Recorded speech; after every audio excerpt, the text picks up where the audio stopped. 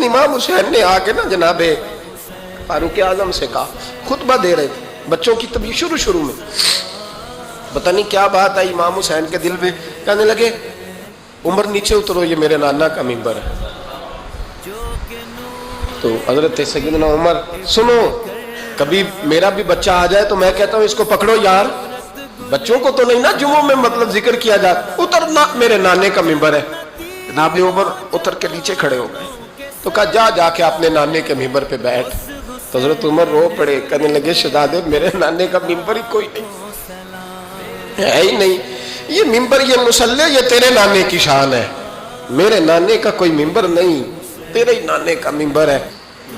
تھوڑی دیر کھڑے رہے تو امام حسین کہنے لگے اچھا کوئی نہیں آپ کے نانے کا ممبر کا نہیں، کہا چلو پھر میرے نانے کے ممبر پہ